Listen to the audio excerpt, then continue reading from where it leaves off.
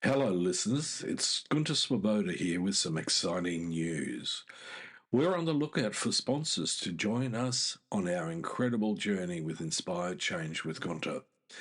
If your organisation cares deeply about meaningful conversations around masculinity, self development, and mental health, we'd love to partner with you.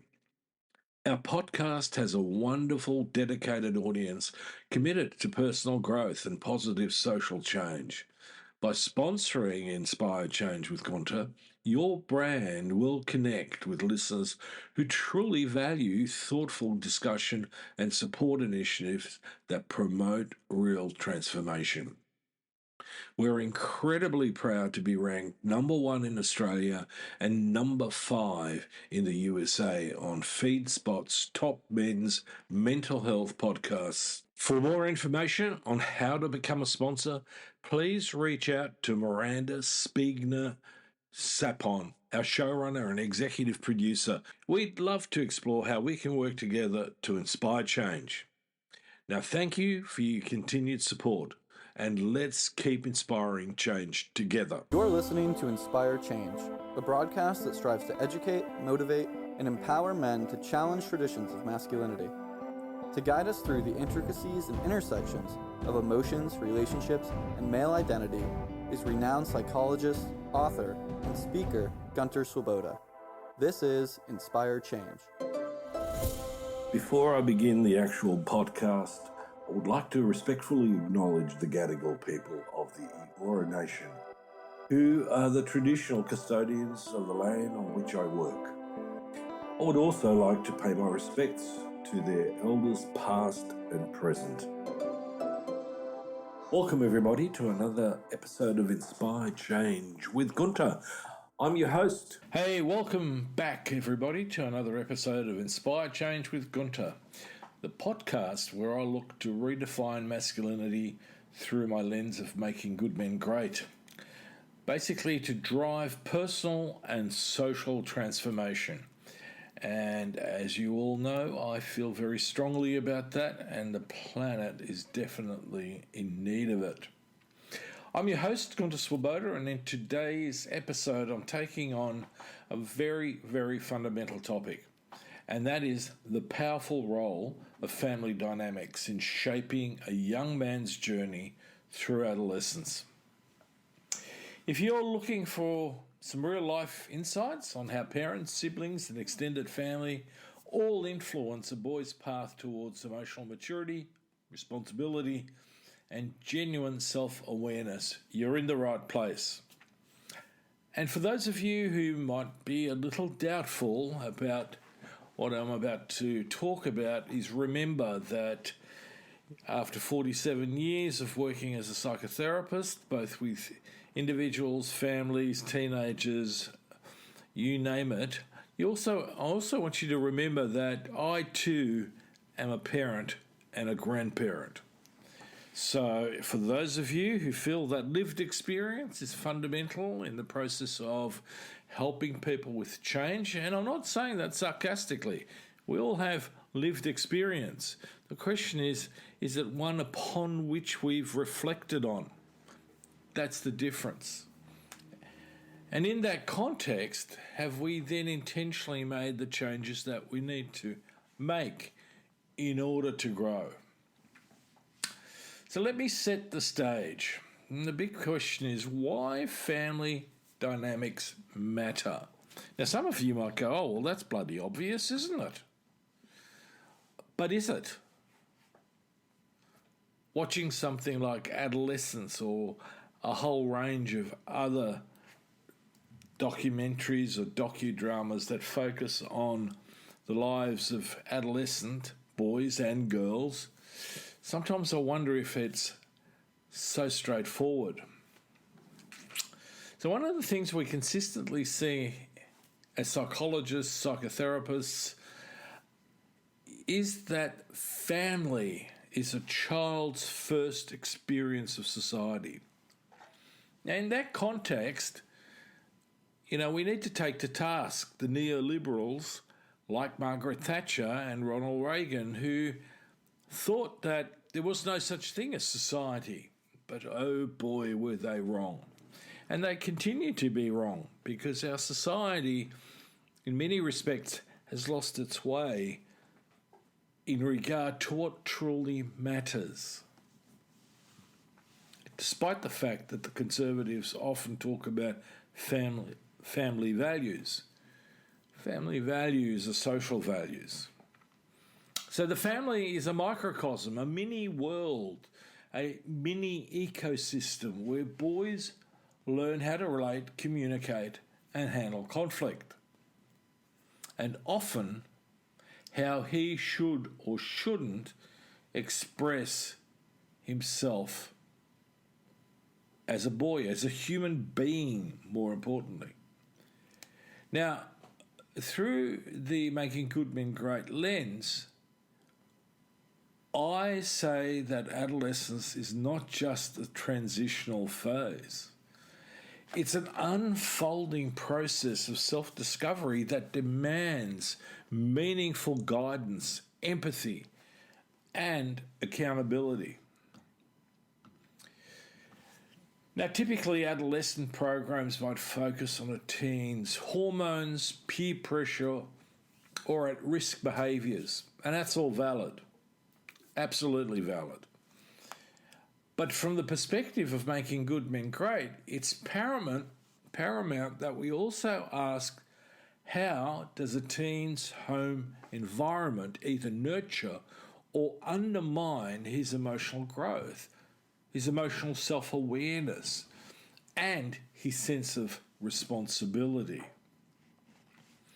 If a family system, that ecosystem, is tense, conflict-prone, and lacks healthy communication, then that can complicate or even derail a boy's psychological development. Now, again, some of you might be going, well, this is true of girls too, and I agree, but right now I want to focus on boys. As I said, the family is essentially a microcosm of society. And in many ways, family is the first blueprint a boy not just sees but experiences about masculinity and relational behaviours. Within the household, he notices how men and women, or partners of any gender, treat each other. He sees how conflict is managed, or possibly not managed. He observes whether parents can show vulnerability or everyone tips around big emotion. This microcosm is critical because it informs him, often subconsciously and unconsciously, of what's normal and what's expected of him as a young man. Now let me put a slight caveat into this, because it actually starts at the very beginning of the year zero that begins to shape the boy who is then to become the adolescent and then the man. So we do talk a lot about modelling of roles. Now this is whether it's father or mother, two dads, single parents, or a grandparent-led household. Each caretaker demonstrates ideas and behaviours of leadership, empathy, and or emotional expression. Now within that, we often are exposed to the sort of hierarchies and power dynamics that exists in our society. So if dad rules the roost without discussion, or if parents share responsibilities respectfully, that drastically shapes how the boy interprets authority, fairness, and empathy. Now, Making Good Men Great encourages families to be intentional about these patterns. We want to break away from passive acceptance of rigid roles, inviting a more thoughtful approach so that teenage boys can see masculinity not as something that is, but something that we grow, that it's secure yet flexible, empathic yet strong. So what are some of the components in this? Well, let me talk about the ideas of emotional co-regulation and the value of stable attachment figures. Adolescents thrive when they're anchored by consistent emotional support. People who don't shame them for feeling angry or sad, but instead help them name and navigate those feelings. In previous podcasts, you heard me talk about a thing called alexithymia.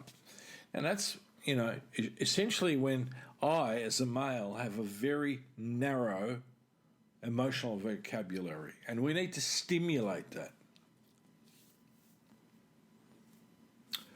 So one of the things that we also need is this whole idea about consistency and boundaries. In Making Good Men Great, I emphasize healthy boundaries and a stable structure. It is not about being authoritarian or permissive. It's about co-creating rules that remind teens that their actions have real impact on themselves and others. So the other part that comes into play here is emotional coaching. So caregivers who respond calmly to a teen's emotional turbulence can teach valuable self-regulation skills. Unfortunately, a lot of times what happens is the teenager reacts and then the adult caregiver reacts to that. And so we have this basically explosive environment that goes from good, bad to worse without anybody pulling on the handbrake and going, hang on a minute. Now, in that context, instead of punishing or ignoring, caregivers model healthy recognition and expression of emotion. And the other thing, and I always talk about this, is the idea of creating and maintaining secure attachment. When a boy feels he can approach a parent or mentor with tough questions, whether that be about puberty, girls, relationships with other boys, or even moral dilemmas, without fear of ridicule or fear of being shamed or fear of being dismissed, he's more likely to develop the self-confidence that propels him into adulthood with emotional intelligence and resilience. So these elements fundamentally are game changers in a society that often equates masculinity with this silent stoicism. Now, I'm going to have to do another podcast about the difference between what I now refer to as silent stoicism and actual stoicism, which can actually help to make us more resilient. We need to let young men know that you can be strong and honest about what you feel. So in the context of this, we need to look very closely at the role of the fathers and other role models, and also non-gendered support. So this is where I'll talk about Making Good Men Great puts a special focus on healthy male role modelling. Yes, fathers are key, but so are uncles, coaches, teachers, and other community leaders who exemplify respect, empathy, and accountability. Not every family has a father in the house, and that's okay. Consistent adult presence can come from anywhere, especially at a time when boys, like I said in the last podcast, that they, if left to their own devices, can be influenced and radicalized with some really seriously crazy ideas, destructive ideas, toxic ideas. And this is where we need to start shaping an extended community that helps us to raise healthy boys. Boys should be exposed to role models that have constructive masculine traits. Teaching a teen that fatherhood or manhood can look many ways frees him from the trap of one size fits all.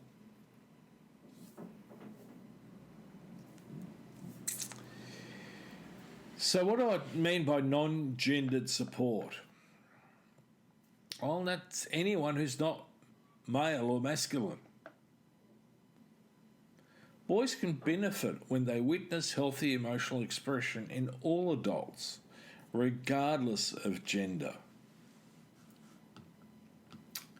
So one of the elements in all of this comes down to the idea of good, effective conflict resolution or management and being honest in our communication. One of the biggest lessons teens really learn from family is how to navigate disagreements. Unfortunately, a lot of families are not good in navigating disagreements. In some households, arguments happen behind closed doors or be in hushed tones, and so the teenager never sees stuff resolved. In other households, you have the explosive shouting matches where there's no path to reconciliation or understanding. So what do I mean by productive conflict? We have a situation where we either look at productive conflict or we're looking at suppression, because the silent versus explosive type is always, in some respects, a form of suppression. The most important thing to remember, conflict isn't automatically bad. Teenagers should see how respectful disagreements can be hashed out without personal attacks, domination, control, or coercion, and how solutions can arise from genuine open dialogue. We also need to encourage truth-telling. Like all of us know, all of us at some point or another have lied. So we need to teach them that that's not such a good pathway, that we need to actually, be honest. If kids can learn that you can mess up and that you're not going to get grounded for the decade, then they're more likely to come out and tell us the truth. An overly punitive reaction usually teaches him to hide or lie the next time. Calm curiosity focuses on accountability, and it fosters accountability. So, okay, you made a mistake. What is it that you can do to fix it and help you learn something out of this? Now, the other part in this is the idea and the need to repair relationship ruptures. We need to become collectively a lot more comfortable with apologies, with empathy, and follow through to demonstrate that can heal trust.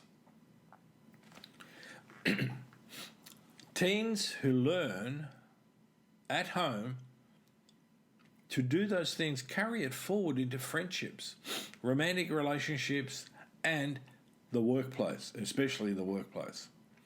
They can discover that real strength isn't about never making a mistake, but it's in owning mistakes and making them right. So, we've got this microcosm called a family sitting in a bigger cosm, as part of the ecosystem. So, what's society's influence on family dynamics? As I said, the family doesn't exist in a bubble. There are broader cultural pressures that shape what we see as normal. Patriarchy, for example, tells us men must be strong, stoic, and in control. It tells us that we need to be territorial. We need to be hierarchical. We need to be acquisitional. We need to be competitive. We need to be combative. And often this seeps into how parents raise their sons.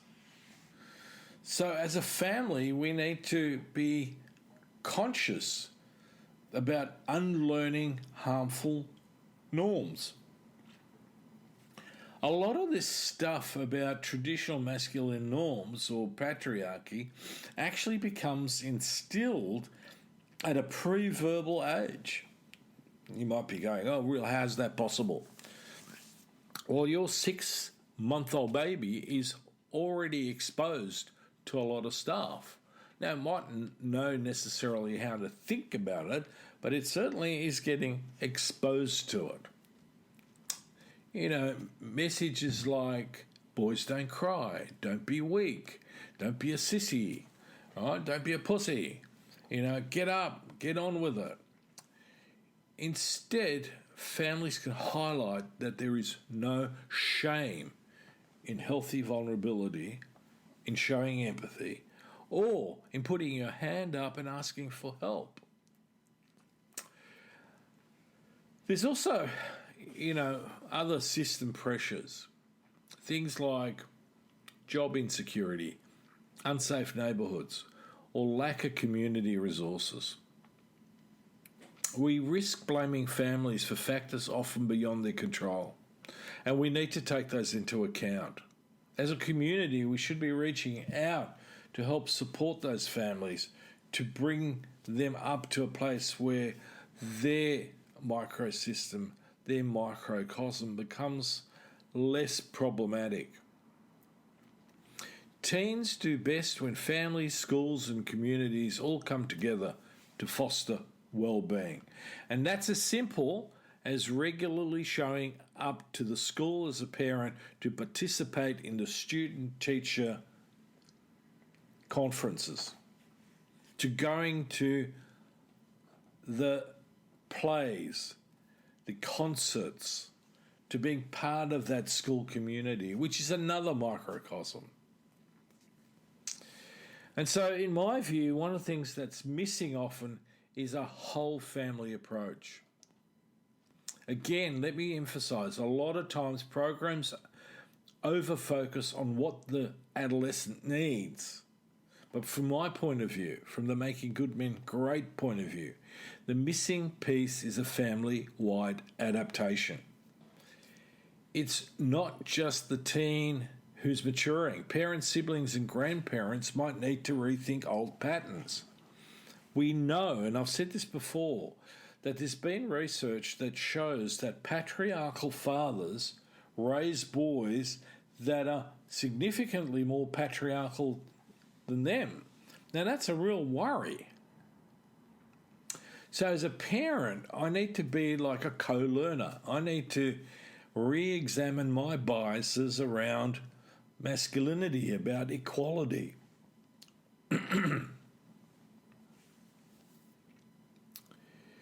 And mothers need to challenge stereotypes or renegotiate emotional labour. Now, siblings also have a learning curve here, and that is how to handle conflict the right way. Another issue that comes into play at this point is that whole notion of collective responsibility. Instead of expecting a teen boy to grow up right on his own, the family can decide to shift communication, rework discipline strategies, and explore therapy or coaching to collectively improve. Now, I know from my experience that a lot of boys are not necessarily keen to go in with the whole family. And I don't challenge that. In most instances, my comment to the teenager that I'm about to work with is, are you here because you're forced to be here or because you want to be here? Because as far as I'm concerned, I don't work with teenage boys who absolutely don't want to be in therapy. I think it's unhealthy. Yes, they may continue to be challenging at home, but I offer the alternative, which is to suggest to the parents that I can be there as a resource for them to help them how to handle their son. And in that context, in this dynamic environment, the aim is to continuously move towards shared values. When the entire family commits to open dialogue, to be empathic with one another, to respect, to love, to cooperate, it then becomes a stable ecosystem for a teenager who needs that to thrive. And from there, we get the man who embodies genuine compassion and accountability. So, a couple of practical tips to round this up. First one, create regular family check-ins. Have a weekly ritual where everyone shares highs, lows, and lessons learned. Normalising open dialogue reduces secrecy and shame. Turn off the TV, get rid of the devices, and sit down. Make it maybe part of a family evening where we start off with the check-in and then end up playing Scrabble, Monopoly, whatever it is, but something collectively together. Consider introducing shared decision-making. Involve teens in decisions about curfews, chores, and at times even certain aspects of how to move through difficult times. Let them throw in their thinking without judging. Now, if necessary, do not hesitate to seek outside support. A well-timed intervention can really reset family patterns in a powerful way. The final bit is celebrate small wins. Recognise when your teenager and the whole family manages conflict or shows emotional intelligence in a new way. Small affirmations build confidence and ultimately resilience. Okay, so that's it for today's 20-minute deep dive into how family dynamics can shape your adolescent boy's journey. If you found these insights helpful, please follow, subscribe, and become part of our growing community. Share this episode with anyone raising teens or working closely with them. So next week, I might actually pick up on a particular topic that comes out of this podcast, and that is the issue of guilt and shame. I think that's a really important topic to pursue because a lot of times the kids that I work with hover between guilt and shame, and it's in many cases debilitating. So until then, remember, real strength begins at home with intentional, empathic family relationships. It's how we'll keep inspiring change, one conversation or one insight at a time. So thanks again for joining me. I'm Gunter Swoboda. Take care, and let's keep striving to make good men great. Until next time, this is me signing off. Love to hear from you. And if you're interested, please check out my work on www.gunterswoboda.com or www.goodmengreat.com.